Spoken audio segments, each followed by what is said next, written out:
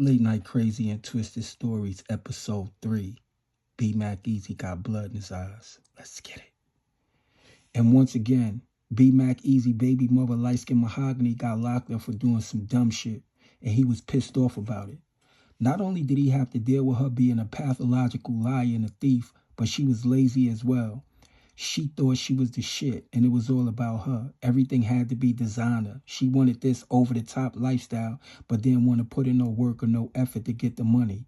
In her mind, because he was who he was, she thought his job was to take care of her, all because he had kids by her. But meanwhile, she was almost 40 and messing with a young dude from the hood who did nothing but run the streets on gang shit, and she was always leaving her kids with somebody in Queens when she had a house in Long Island that he bought for her. All he asked of her was to not have certain dudes around the kids and for her to take the money he gave her and turn it into something for her and the kids in case something happened to him. But no, Green Eyes Mahogany with the bad body felt nobody could tell her nothing, and she would rather destroy everything that he was trying to build because she let drugs get the best of her. As he watched the police car pull away from the curb, he realized she left her purse in the car. Peeking inside and seeing a gun and a little bit of drugs she had in there, he proceeded to put it in the car's secret compartment. Looking at his iced out Cartier watch through his Cartier shades, it was a little after 1 p.m., which means he had time before the kids had to be picked up from school.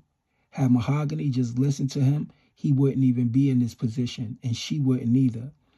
See, she asked him for $20,000 the day before yesterday, and he told her to let him bust a couple of moves, and he would have it for her sometime tonight. But she was pressed and in a rush and wanted to meet up with him after he dropped the kids off, which threw off his whole day. So he sent his other people on missions as he usually did, met up with her, and they argued, as always. She kept wanting to get into the scamming because she liked the kind of money it made, and she thought it was easy. But she had no respect for the game, which was the reason he had got locked up a couple of years ago and they lost everything. He went to the feds, and Mahogany, who burned through all of the money, didn't even get him a lawyer and definitely wasn't coming to see him in jail or hold him down during the bid. But then got mad when he came home and left her alone.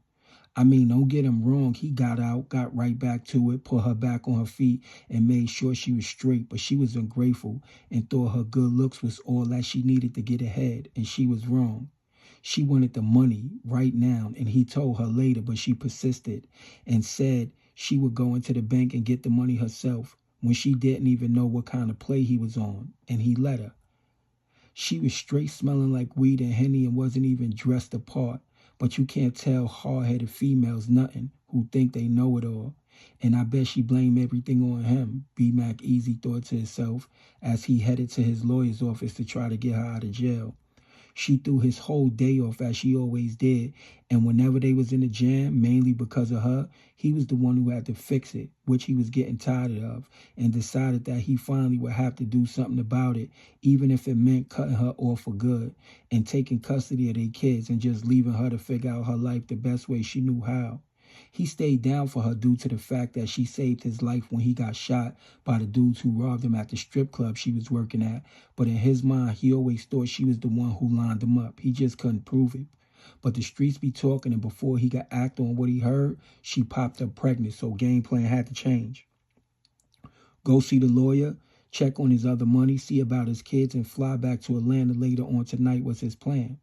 New York just wasn't it for him no more. And Mahogany and the kids was the only reason he even showed face in New York, and it seemed like every time he did, something would happen to remind him why it was best he stayed away.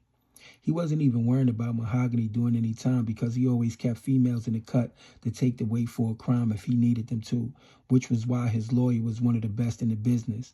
I mean, it was going to cost him a couple of dollars, but it wasn't nothing. He'd been doing this long enough to experience the ups and downs, know the game, and know how to play it.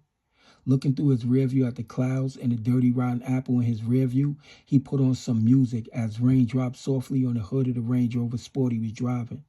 Ain't nothing but another day in the life of dealing with a sorry excuse for a baby mother was his thought. But soon and very soon, he was going to fix that. Some females were so ungrateful and not deserving of half of what they got. Meanwhile, those that are worthy and deserving don't even get a chance. Life was crazy and ironic like that. But that's just how life be life sometime. So it was what it was, and it was going to be what it's going to be.